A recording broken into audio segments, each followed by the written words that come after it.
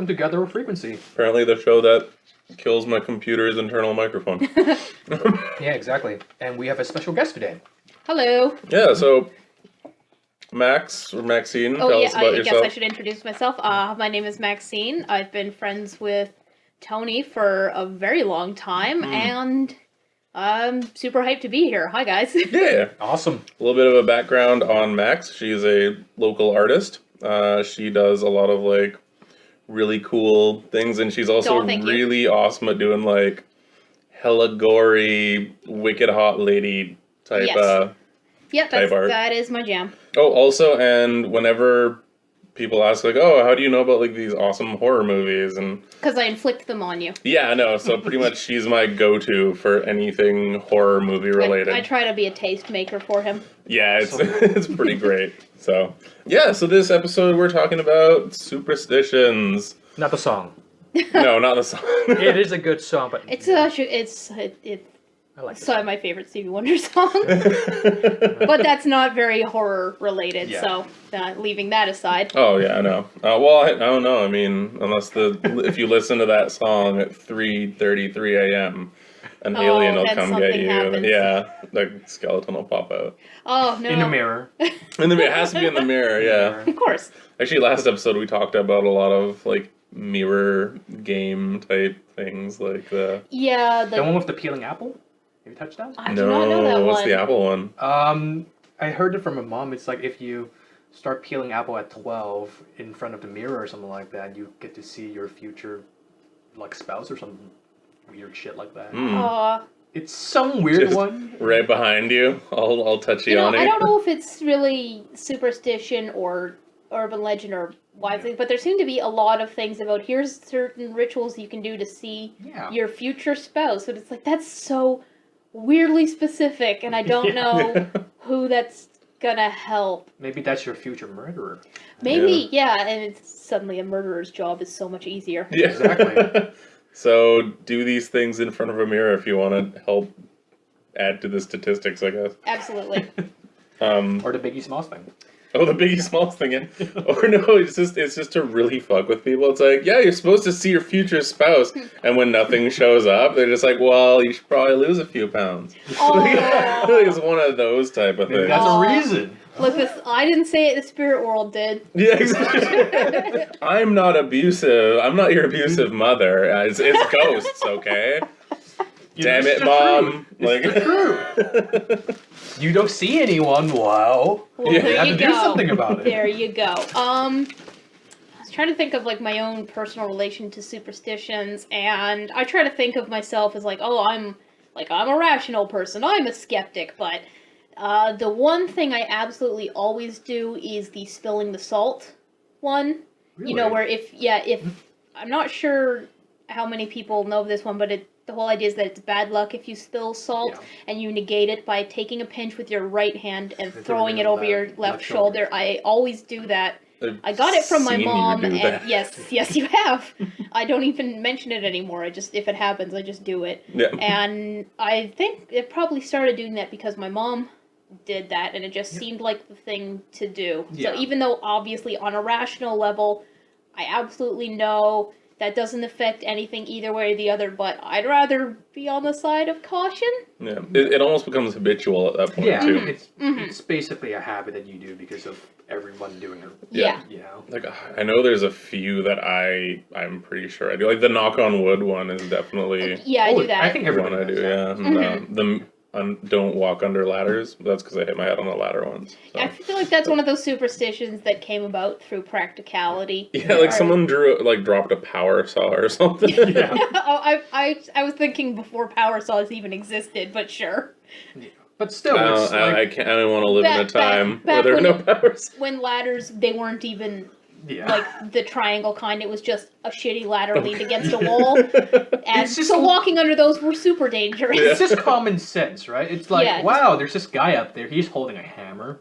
I should totally walk under it. That I'm gonna can only climb from end the in other happiness. end. Yeah, Yes. exactly. Or it's like, oh, they're moving a piano up. I should totally walk under it. Yeah. Nothing as bad's gonna happen. Nope.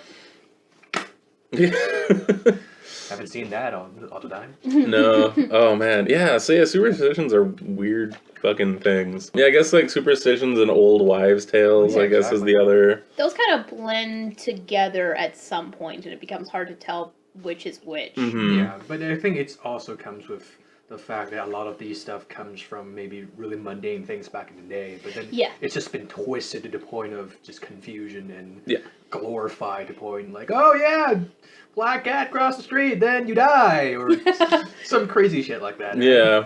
And as someone who's owned multiple black cats before, You're still here. Yeah. Yep. I'm just dead inside. It's different. Yeah, but that doesn't count. That doesn't count. No. You're still physically around. That's what's important. Whee! So that's another. Actually, the black cat thing's pretty bad because people have gotten to the point where they've actually like hurting them. Hurt. Yeah. You always see PSAs going up about that around Halloween. Oh, definitely. It's crazy. And apparently black cats don't get adopted from shelters as often. Really? Yeah, for that exact reason. As often as tabbies and ginger cats, which tend to go very fast. Yeah.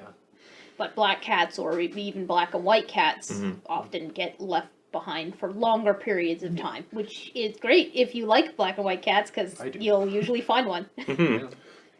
Black cats have been like always the nicest cats. And there's also like the whole witch thing as well, right? Yep. Oh yeah, where black cats are their familiars mostly, like that and crows, so many I guess. superstitions seem to tie into nebulous evil forces, and a lot of them are about keeping away ghosts and witches. Yeah.